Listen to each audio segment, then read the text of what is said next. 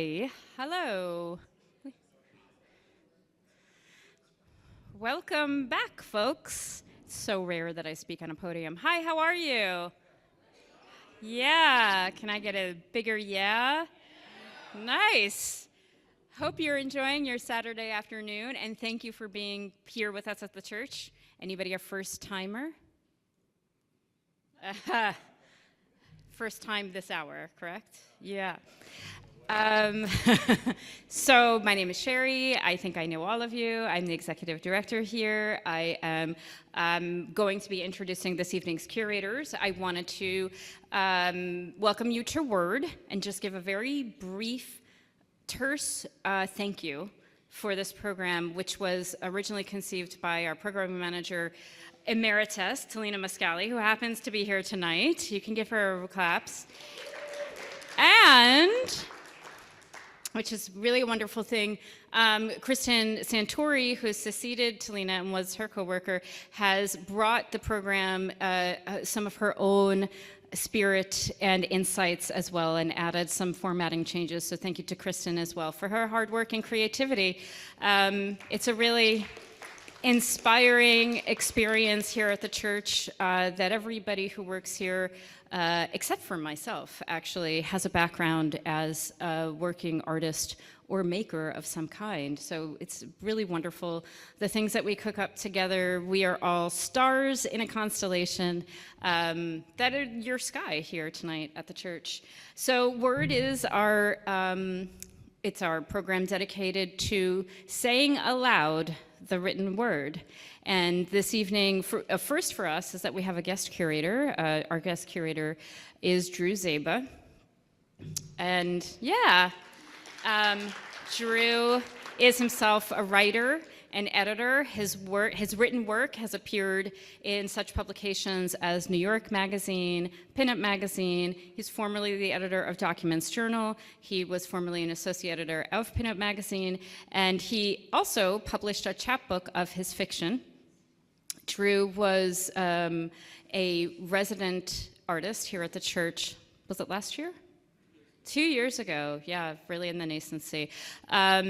So Drew has put together a wonderful program, and I would love to introduce you to him so that he can speak for yourself. Please welcome Drew Zaba.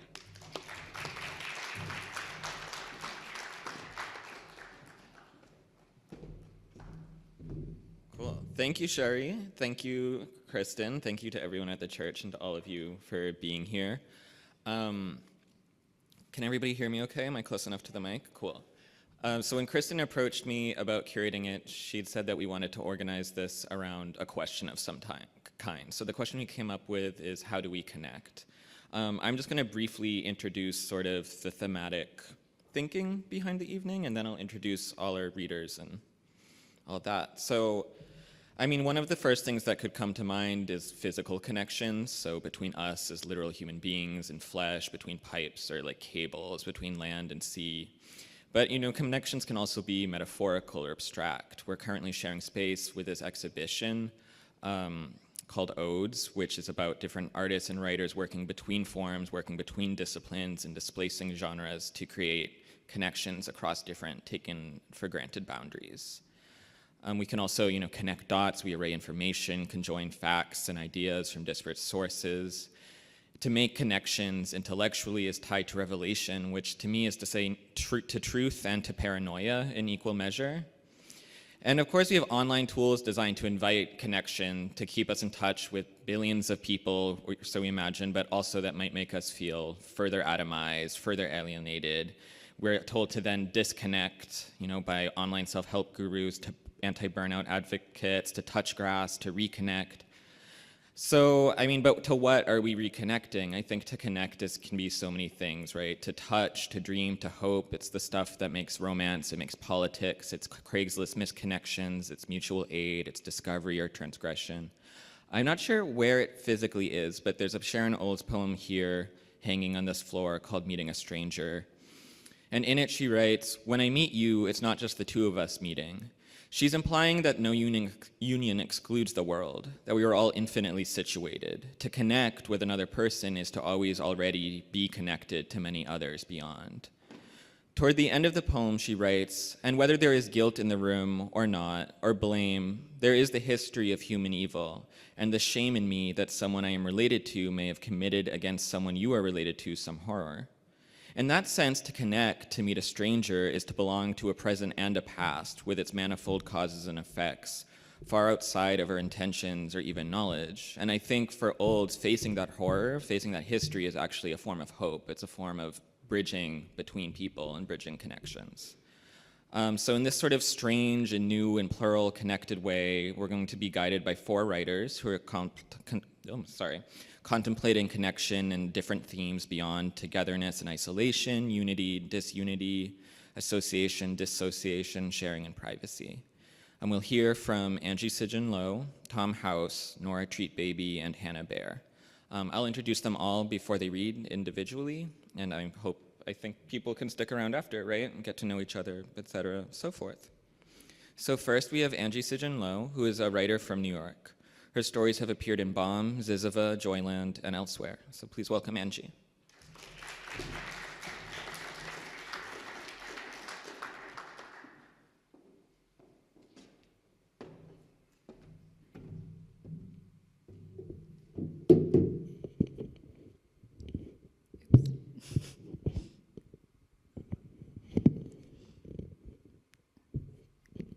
Okay, how's this? This good?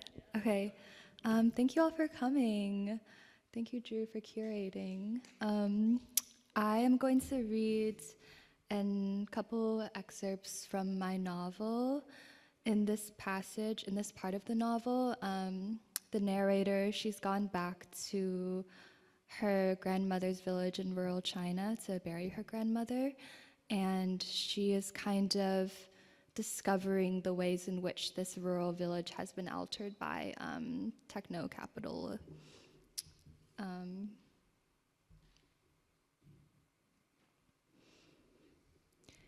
Getting to Yulin from Berlin had been a confusing affair.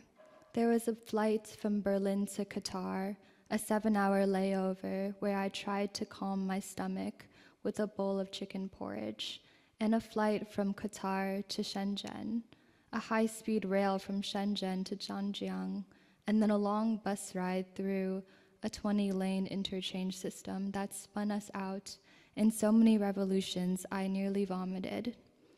I hadn't been back in over a decade, not since Yeye's funeral, and nothing would be how I remembered.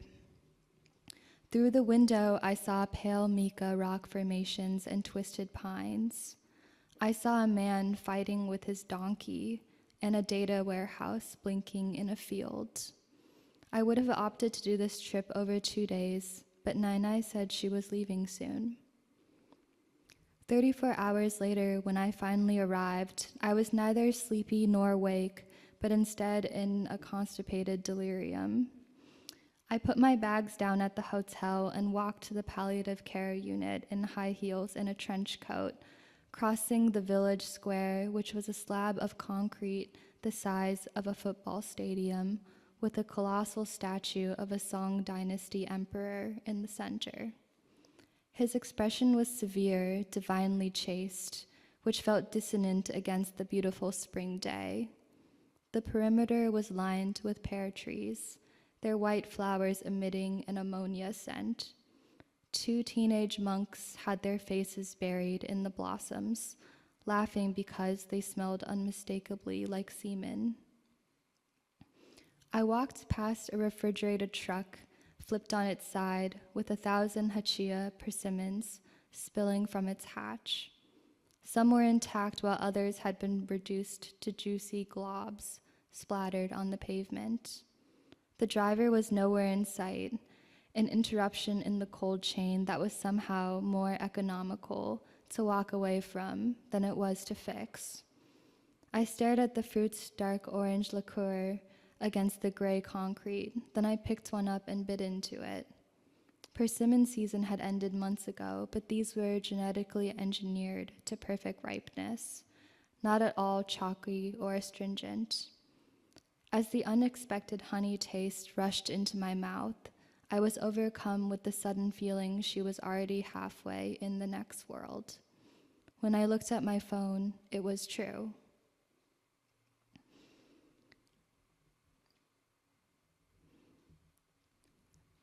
As a child, because Yaya and Nainai were in a long-standing power struggle, and everyone got cagey when there was a heat wave, I spent long periods of time unsupervised.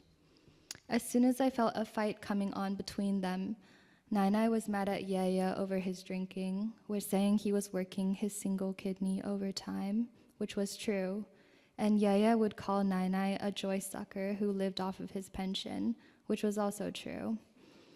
I took my silicone flippers and ran down the long dirt road to the public pool. I passed the hair salon where Nainai got her hair digital permed, and the civil affairs office where Yaya reported his quarterly earnings.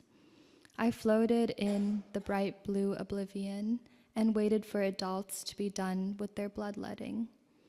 I loved the scent of chlorine that lingered in my hair, the echoes of the other children who were without supervision because their parents had left to find work in the city.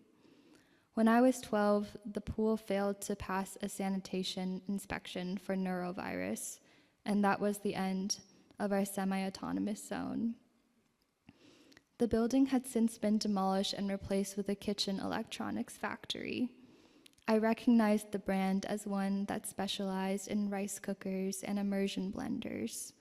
I tied Juju, that's her grandma's dog, to a cement block before walking around the perimeter, peering through the window into the production area. Remarkably, there seemed to be no one in this particular room, only machines operating at lightning speed along a conveyor belt that stretched from wall to wall. Along the belt was a hydraulic wrench for tightening bolts, a milling machine for cutting excess metal from the mold, and a servo press for adjoining the pieces. The efficiency and accuracy with which they completed these tasks made me disappointed in myself. I thought back on those childhood days of pure leisure when every day which was tinged with monotony, and wondered what would have happened if I had been more disciplined. Maybe what I missed was not Yulin, but a time before every hour was quantified and accounted for. My metric was the sun. When it set, it was time to go home. If it was pitch black when I burst through the door, Nainai would confiscate my TV time the following day. But if there was even a sliver of red, I was in the clear. The children I used to play with were long gone, left to find work in Shenzhen or Macau as soon as they turned 16. On the wall of the parking structure, someone had sprayed the words, 我有病, over and over. I'm sick, I'm sick, I'm sick, I'm sick, I'm sick. The phrase wrapped around all four walls. I read every character individually until it echoed in my head like a metronome. At the end, the person gave an update on their condition. 我好多了. I am much better now.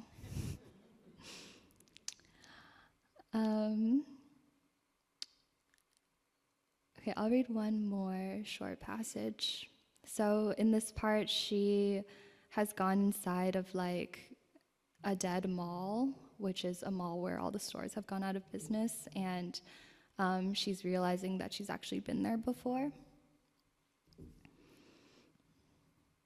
The building used to be a community center where the village hosted nighttime activities after the Dragon Boat Festival. The adults rounded up the old people and put them in a multi-purpose room with a karaoke machine, put the children in charge of changing the laminated slides printed with song lyrics on the projector, and went outside to clean up the trash. When it was Yaya's turn to sing, he transformed into someone I hardly recognized, his voice husky as it echoed through the concrete walls. My dad kept him on a tight budget to moderate his drinking problem, and his Tsingtao cans made a hollow sound as they rolled away. When Nainai wasn't looking, I peeled off a few yuan from my allowance. Here, I said, you can use this to buy more. His bloodshot eyes twinkled with delight. The experience was so detached from my present self that it seemed faithful to record it in the same iPhone note as my dreams. I hadn't expected to be assailed by the psychic geography of my childhood. Nothing looked the same as I remembered. This made the memories more untouchable because they were vaulted in a place no one could visit, not even myself. Over the years, I had reduced Yulin into a mirage, shifting uneasily between a communist techno future and the terminal boredom of my girlhood. But what I had lost in the compression was the dissonance between those two poles. I give Yaya money for beers, I wrote in my phone. For every beer he drinks, his voice gets more beautiful. This is how I learned that beers are a metric for beauty. Thank you.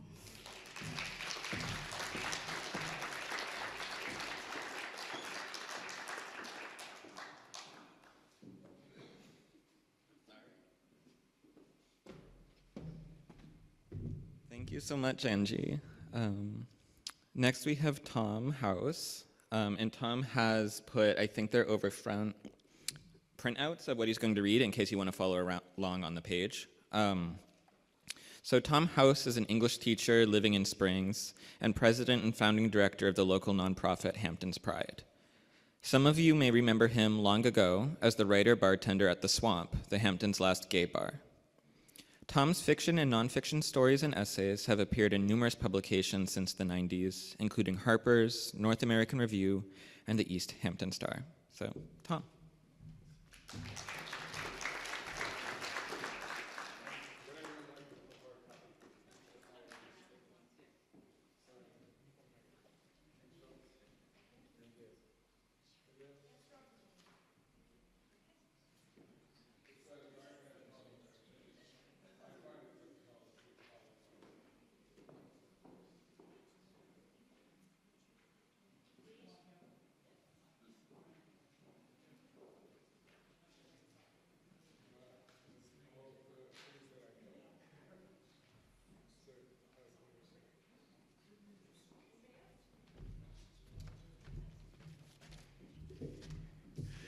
I have a couple of just talky things to say before, so while those are going around. First of all, what an unexpected honor. Thank you so much. There was a time when writing was everything, and I gave perhaps too many readings.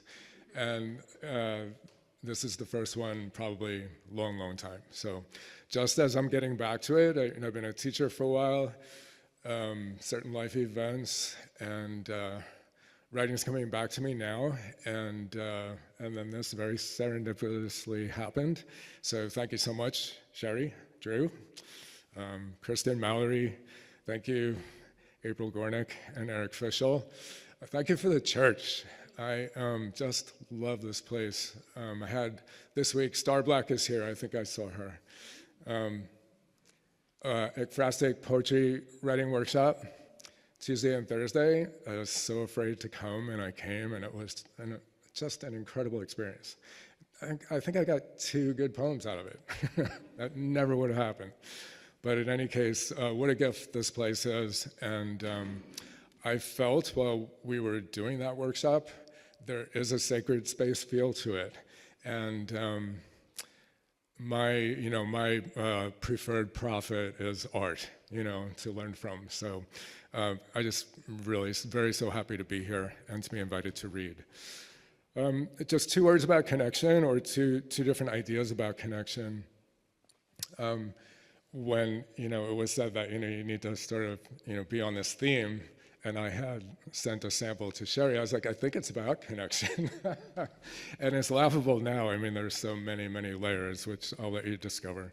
But I'm also thinking about the barriers to connection and what's the fallout from that? The loneliness, the isolation, the despair, when we try to connect and can't. Maybe there's, temporal things, physical things, emotional things that prevent us. So that idea was swimming around. This is nonfiction piece. I don't know if it's poetry or prose, it's both, I think. About my dad who passed away in 2020. I tried to write it then, just stopped. I did what you do when you have trouble with something and don't know what it is. I abandoned it, right? And 4 years later, I was like, I think I can finish that. And I took it out, and I was like, but I don't know if it's a poem or prose. So I wrote it all as prose, and I was like, the last part wants to be a poem, I think. And so I wrote it all as a poem, and I was like, I'm forcing these line breaks here. This is really arbitrary. I can't justify why I'm breaking this line. So I just let it be both. You wouldn't be the first person, right, to write a hybrid. So I was thinking, connecting to the work itself as a writer or maybe as an artist. Is there like a little being in there, and you have to am I going to be the narcissistic parent and make it do something, make it be something, or am I going to just let it grow into itself? And I think for me, there was a certain amount of just letting this piece of writing be what it is, to connect to it if it has some sort of being there. I'm just gonna read. So this is called Old and Alone, the title in quotes, and it's dedicated to my dad for John House Jr., October 31st, 1931, June 4th, 2020. June 13th, 2020. 3 awful words my 86-year-old mother says on the phone, broadside a sun-dazzled Long Island afternoon. From West Boca Medical Center, pneumonia, a urinary tract infection, and a right leg that stopped working. This, 5 weeks after burying my father, her husband of 67 years. She isn't talking of herself, but of an even older woman, other side of a partition, undergoing tests all day. She must be really sick. My mother's pneumonia isn't COVID related, but she has to stay overnight anyway, maybe 2 nights, till the antibiotics take effect. No visitors allowed, not for months, let alone now, as Florida breaks the US record for most new coronavirus cases in a day. She, like every other patient, is trapped. Nothing but a phone, if the phone has any bars or battery left, and the struggle to keep it charged, the outlet so far from the bed. My father wasn't technically alone when he died, though that may depend on how you define alone. My mother and 2 of my older siblings were still living in the house with him. They were all in separate rooms when he retired to his den chair after a late breakfast. He was working on another Sudoku puzzle that occupied an increasing portion of his days before drifting into his usual nap. Only at some point during this one, the extraordinary event occurred. He stopped breathing. His exhausted heart quit beating, along with whatever becomes of a person's personality, a person's voice, feelings, spirit, soul. I give up a helpless "oh" to fill the protracting silence after my mother says the words. They're doing such obvious parallel duty. Then she confirms it. Poor thing, I know just how she feels. I imagine her looking across the room to the other woman, so small, half-conscious, her body almost unfindable in the twists of sheets and tubes. But this is all very dark. I shouldn't be keeping you on the phone with this. What do you mean, I say? I've been waiting since the morning to talk to you. I add, I don't expect you to be all cheery in the hospital bed. This seems to reassure her. Oh, okay. We talk then. We talk more then, till a nurse who's been threatening to arrive any minute does. For years, he could hear almost nothing, had never quite negotiated the parade of increasingly sophisticated hearing aids. People shouted, enunciated, scribbled on whiteboards. What? What? One or the other would eventually throw up their hands. Never mind. Okay, never mind. Finally, he gave up on significant communications. There was TV with no sound, the sports pages, Sudoku. A glance up, a wave, a raised eyebrow or smile. Some might call that alone. It was impossible to talk on the phone. Visiting one Christmas, I gifted him with stamps, pre-addressed envelopes, blank Audubon cards, birds, one of his lifelong loves, Louisiana heron, American flamingo, mallard duck, white egret. I half filled my cards to him with headliner news, a teaching award, a baby blue spruce from my new backyard, similar to, not as towering as, the one in our front yard in East Islip that eventually grew so menacing to the house and to my father's beloved gardens that it finally became lumber one untraceable year. He responded intermittently, shakily, all in caps. You could feel the strain of each letter to appear. Once, after an Omaha Steaks gift, love from your vegetarian son, the single line, "We all thank you for the sweet apple tarts."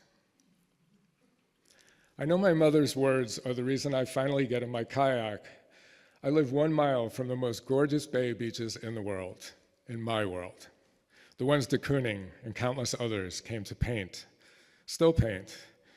With gyms closed and social options curtailed, this is to be the season I kayak every day for health and sanity. Yet, beautiful days slip by unenjoyed. The summer is happening outside without me. Turns out I haven't been on the water since April, long before the awful call from my mother and the awful masked flight south, the awful masked live stream services, the awful masked flight back, the awful days on the couch with something flu-like, energy crushing, Jake rooting on my chest, tiny pink nose, inches from my chin. Dr. Browning finds no documented cases of human-to-cat transmission, but don't tempt fate, wear a mask. I'm too congested, it slips down. I yank it off in my sleep. At last I give up. Thankfully, Jake and my other cat, Aussie, whom he forbids near the couch or me, are spared. Meanwhile, the awful wait for a COVID test, till I am lucky enough to refresh the appointments page at just the right nanosecond. 2-hour line of cars in the coned-off parking lot stretching all the way down the side roads to the highway. An audiobook, phone calls, notes for a story or a poem, maybe a hybrid. Who can keep a whole sentence together anymore? Forget a paragraph. The long swabs jammed expertly, tear-ejaculatingly into my already raw nostrils. The medic's eyes bright, looming, smiling? It's night. The slow, blinking drive home down mostly deserted streets, the freedom to wait again on the couch with Jake, and the awful, long days long wait for results. Negative. Still I stay in, shunning movement and effort. Even today, with no real excuse left, I keep putting it off. First I say 5 o'clock, then 6 o'clock. The cat's tailing my trips from kitchen to door, from bedroom to kitchen to door, till I have everything I can possibly need and break from the house at 7:15. God is gorgeous. 70s, calm waters, light wind. A few strokes in, I feel my whole body sigh. I should dedicate this, I think. I should dedicate this to my dad, his life. Then I'm practicing aloud how to tell people he's passed away. Maybe because I haven't practiced French for a while, or because in the conversation class with Cecile at the library that resumes each fall, should it resume this fall, the first questions will be, what did you do this summer? What's new in your life? Quoi de neuf? Mon père est mort. That's easy. But how do you say someone's gone? Is there a French equivalent for that? For a life that's vanished? Of course there must be. I just don't know it. I'll look it up later. Il est parti? I know it's the most natural thing in the world, this all in Frenchish. He was 88. He'd had congestive heart failure for decades, 2 bypasses, a valve replacement. Still, I wasn't ready for the call. I will cite for corroboration, I often hear people say that, you're never ready. On n'est jamais prêt. And Cecile and the other class members will nod. On n'est jamais prêt. Those deep spring sunsets. Turn your head for a minute, rehearsing some line so not to forget it, that just right phrasing crafted in a moment of inspiration on the bay, and you can miss it. The magnificent fiery brim of it slipping from view. Damn it, just the ashy aftermath now, arcing over the horizon, faintly blue. fainter wisps of disappearing pink, while overhead a westernmost snaking cloud edged in brilliant magenta belies the wild show below. In Delaware, then in Virginia, then the Carolinas, Georgia, Florida, where my mother and the older, really sick woman lie in hospital beds, lights dimmed, TVs bluely humming, on to Cuba, to the Caribbean. How many others like them, and the rest of us one day? Those words I loathe to repeat. Old and alone. Thank you.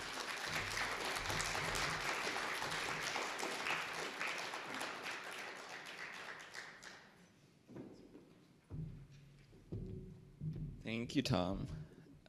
Next, we have Nora Treatbaby. Nora is a writer living in New York. Her work has appeared in the Paris Review, eFlux, and Bomb magazine, and her first book, Our Air, was published last year by Nightboat Books. Thank you, Nora.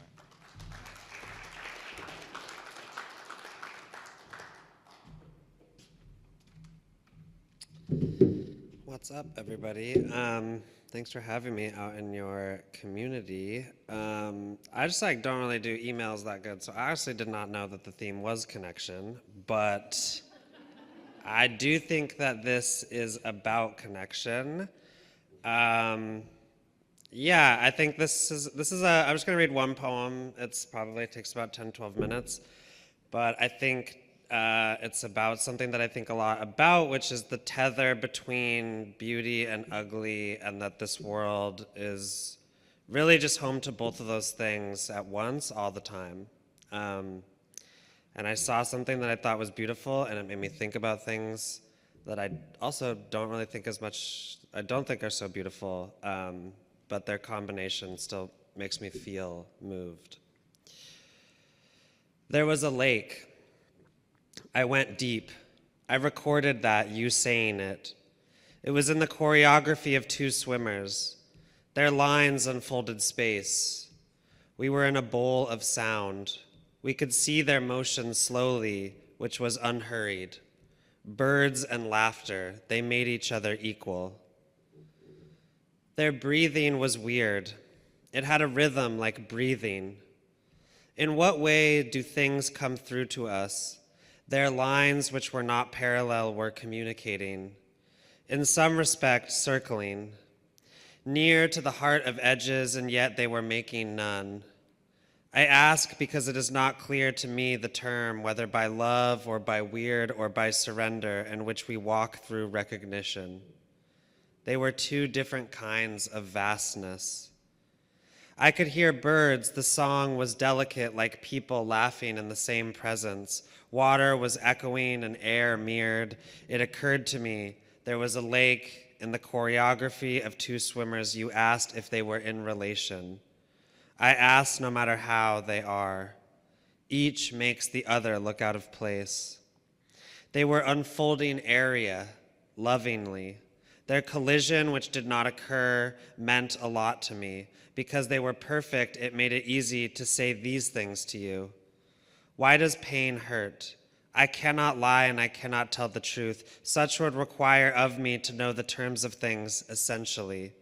Beyond words, there were more of them. They evoke each other, as if at times in love. They need each other, like colors. We were in a bowl of sound. I could hear your face and the trees, laughing. Their bodies articulated trajectories, which was time, softly. You communicated the terms of our situation by being surrounded. I know there was a lake. In an environment like that, there is sky. Under this one, two swimmers. It was their lines that unfolded the whole body, which is a ripple. They made each other equal. I don't know why. The world situation, it was difference. I entered it. The feeling of myself was interesting. You saw lines where there were some, inventing a choreography between terms that allowed for the summering of our day. It was their lines, which were not paths, which were not dots in motion, that I cannot describe everything that occurred since they never collided. Never before had anything quite happened. I cannot describe everything about their devotion to one another, the swimmers greeted each other by changing water. In the way you looked, I saw things. I was able to be considered another situation that was adjacent in certain terms. Their lines were becoming, in different terms, the world. There was a parking lot. I could not hear anything, which was not exactly silence. In the choreography of two swimmers, there was a car. Its lines, which did not vibrate, were recognizable. I saw someone parking. Land had lines. Each made the other look out of place. We were concerned with the history of space, even though it was changing. We were quiet enough to hear balance folded in a pool of relation. There were future lakes, this one, layering in the leaves of your face. They made each other equal. I left thoughts there gently. Their lines unfolded space, which exist as long as one is alive. You say things that generate a feeling in the world. Their space was not lines. Once the world exists, it cannot retreat. In this one, there were leaves layering, and that was the way things looked. It was existence which did not occur that came through to us. I can see them now, which was then. They were in love in the swimmerly sense. They had never spoken that we are aware of or had occurred to us, of their lines. The entirety of nature felt weird. That events took place charged the environment with a feeling. Some things are all in the same world, this one. The expression of space includes a car parking, a person, a term that is blurred now, land. Space does not eat, it is surrendering always. Each makes the other look out of place. I want to make the leaves layering in your face into a bowl. Earth loves you. Lines did not always signal the conditions of motion. They are accessory to the existence of unfolding, which was a car parking. Its lines charted a map, which is not a fractal and yet conveyed endlessly the same complexity, perfectly. I wonder the terms for changing in this system of motion. Never having had the opportunity to start or stop, it flows. It was its lines which were insane, that I cannot describe everything about its relation to shopping, but you feel it in this world. I want to explain things like lines, that they suggest each other. Each made the other look out of place. The parking lot had them in reality. We would take photos of the sky. I don't get to choose what surrounds me. Each has a situation together. Why? The way you feel pain might be like a leaf layering with a car when it is stopped. I miss Earth, the way it could be. I want your face to recognize me, and it does. Their lines were generating something that we could feel. I am bound up with solitude. Somehow it is true that parking lots unfold space. Their existence proves Earth. In some ways, terms are for the management of layering things. Their lines, which are not articulated by the being and love of swimmers, are still beautiful. Sky surrounds them in the same presence. The devastation that has occurred to space in this world is surrendering to colors fumed with edgelessness, producing intimacy with everything that has flown the course of existence. The lines, which were blurred totally, had been communicating with no terms. I used to smoke bowls in my car. Converting vast swaths of perhaps prairie or maybe woods into real estate required deracination and developing novel ways to use land, and so certain necessities for Earth emerged. Their lines did not insist on a grid exactly, and yet one was layered over the entire surface of Earth. I saw you in the same presence as the things that had occurred, and it wasn't so simple to love one thing. Where is that space where there is nothing there? Pauses, which did not occur, are between terms, so they must be. Their lines, which was not a path, was not a dot in motion. Due to the occurrence as swimmers, they never were on land, and yet their lines implicated the pain that had occurred on land. What I am trying to say, which is difficult, is the parking lot layered into the lake. By now we know space includes other places. In certain dimensions articulated by the lines of swimmers, they were changing each other. Your face is not a parking lot. Why? It is land. It has lines which do collide. It means a lot to me. The parking lot is on top of us always. It is not a bowl. It is painful. The vastness is not the difference. I cannot bring myself to name what it is other than cement. Their terms were nearly mine. If everything about them coming through to us had been different, their lines I recognized and so must have been mine at a different time. It is unclear if they existed, different worlds at any single time. I want to be resolute in our procedures, like sky, which surrounds you by changing always. There was a lake. To articulate such things, the whole environment had to come through to me. I am bound to you in a procedure we have termed recognition. You come through to me always. I wish many things about the world were different, but their lines articulated that this situation is happening. There has never been anything more meaningful because it is the only way for you to come through to me. When two terms are in relation, they are choreographed to each other by changing always. I love to swim. It is the condition of the world that things articulate aspects of each other, like motion, which undoes us. There are terms for the way we feel. I see leaves layering and it causes your face to surrender. The swimmers were in love because they were not exchanging anything, which is how we have learned for the terms of relation to come through to us. The parking lot substantiated certain other realities. Its lines were a bowl of sound. The absence of birds and at the same time laughter was not exactly silence.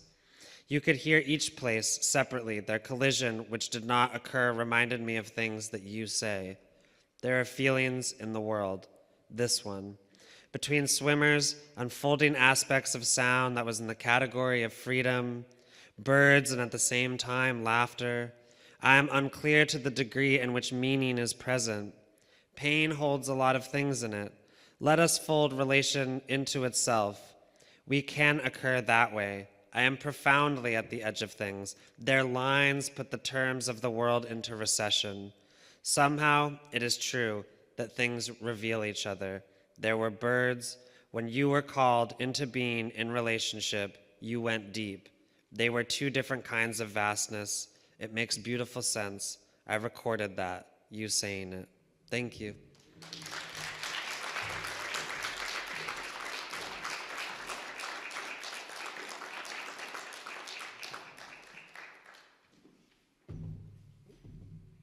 Thank you, Nora. So our final reader is Hannah Baer.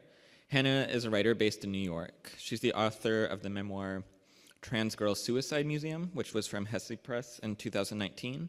And her second book, The Life of the Party, is forthcoming from MCD and FSG in 2027.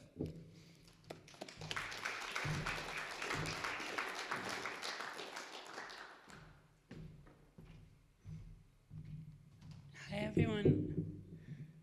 Thank you for coming here today.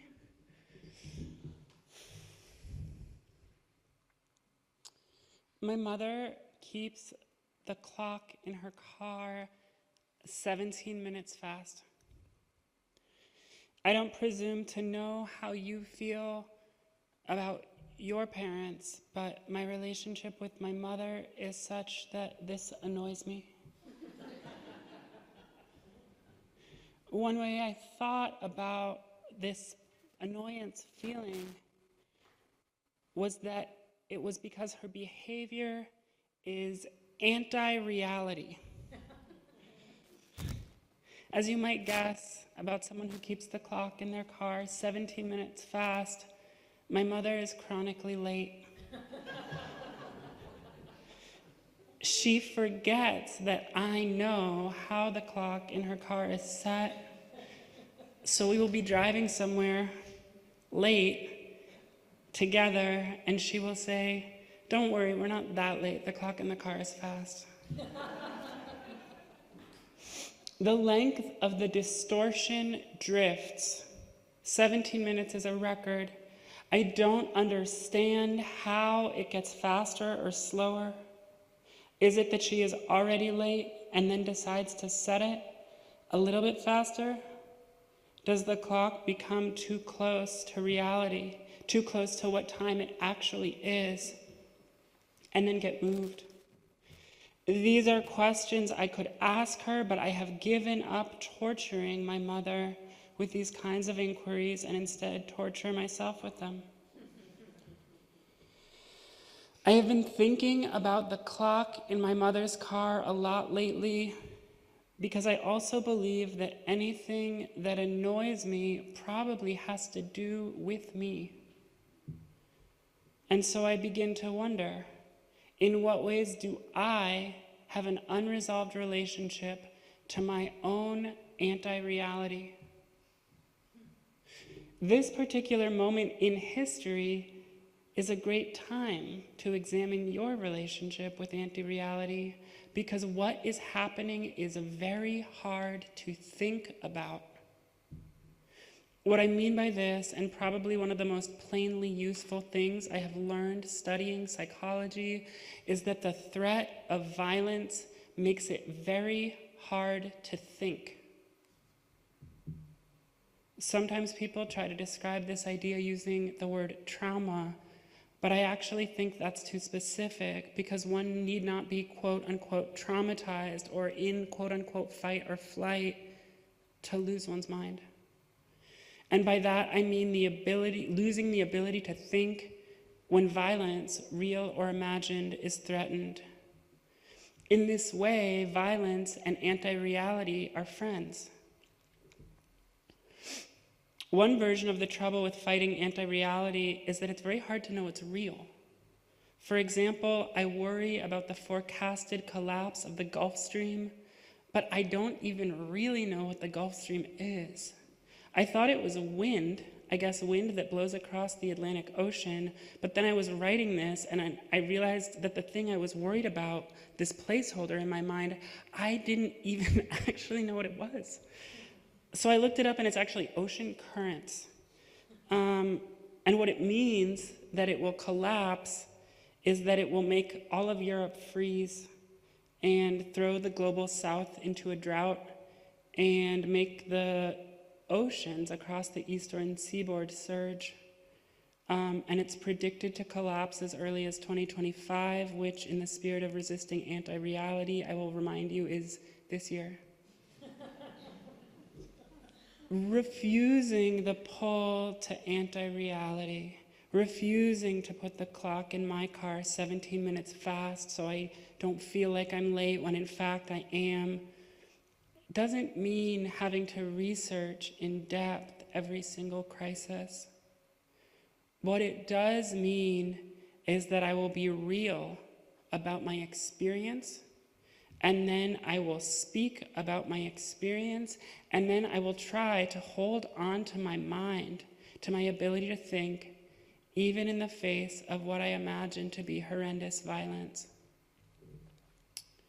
One of my mentors who experienced trauma said that the teaching for them from being traumatized was simply the phrase, "No one is coming for you. Wake up." There is, of course, a fantasy that our lives will be given shape, meaning, gravitas, maybe even a little bit of romance through the collapse of the social order. On my mother's side of the family, my grandfather, Bernard, was born in Odessa around the turn of the century, and at age 3 hid in the basement with his mother, Bessie, while their home was ransacked by a mob and set on fire. Shortly after, he and his grandmother moved to the Bronx, and he became a physician who was addicted to painkillers, cigarettes, and amphetamines. Every Thursday morning, my entire childhood, my mother would drop me off at school early, which was actually late, so a little earlier, so she could go to what she called her Ballant group. I didn't understand until I was a little older what a Ballant group was, but I knew it was something where she would go and talk about being a doctor. Then, when I was a little older, I learned that a Ballant group was a group where one member would come and talk about a specific patient, and everyone else would help them think about the work. They didn't work at the same health center or hospital, so they were bound simply by the belief that it was useful to speak to their experience of their patients and receive feedback of others' experience. I didn't know until even later that this tradition of meeting in such a group was named after the Hungarian physician and psychoanalyst Michael Balint, who popularized the idea that it was useful for people to meet in groups and talk about their patients to try to get a more complex perspective. This way of working is a way of resisting anti-reality by making use of a group, by inviting people to speak and asking the group to help locate that experience in broader reality. I didn't realize until about a month ago, when I was reading Balint extensively, that he was a refugee himself, born in Hungary, then went to Germany, then to the UK. This is important because the history of psychoanalysis and of Jewish doctors more generally is a history of people like me, and by that I don't mean trans women who like dance music or people who went to private school, but what I mean is people who were in some way ready to leave and go somewhere else. Freud's siblings, every single one of them, were killed in death camps. But this is the world we inherited, and I don't think we changed it. And of course, I am committed to staying away from anti-reality. So I want to be clear that I don't believe my life will somehow become more exciting and full of meaning if I lean into a fantasy that I will be displaced or persecuted, that such things would ennoble me. I can recognize that it's tempting in this moment to lean into a fantasy that something exciting will happen and something bad will happen. A fantasy that something bad and something exciting are connected rather than disparately opposed. And of course, the dilemma that what's bad actually can be exciting is one of the torturous parts of staying with reality in this time. There is a large body of research about trauma and the question of whether trauma helps people grow and learn, or whether it slows them down and damages them. This body of research in some ways is asking an anti-reality question, which is trauma good or bad? And I say that this is anti-reality because, of course, reality is complex. Trauma for many people does promote massive psychological growth, and also for many people severely damages them and damages their ability to think and act in ways that they want to. Now, is trauma good or bad? Hard to say. Is the collapse of the Gulf Stream good or bad reality? Wake up. I was going to end this piece typically where I began. I would go back to the beginning, to my mother's car. But I don't know if this piece has to end where it started, because I think part of refusing anti-reality is to refuse to rest in the assumption that our lives will end in the way they started, in part because that is the premise of crisis, that the way things were and the way things will be are not the same, and this, again, makes it hard to think, to bring reality into one's mind, really trying to hew to it.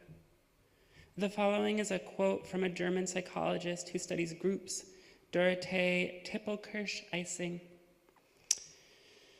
Groups and society as a whole are there to receive and hold the unbearable of the individual, which the individual has not yet been able to process, in order to perhaps change it in a collectively tolerable way.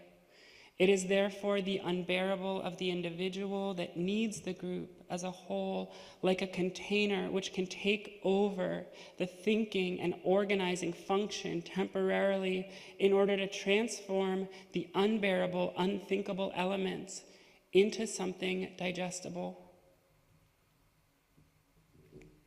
I don't believe that certain aspects of reality will change, even if the Gulf Stream collapses and we all live in a refugee camp.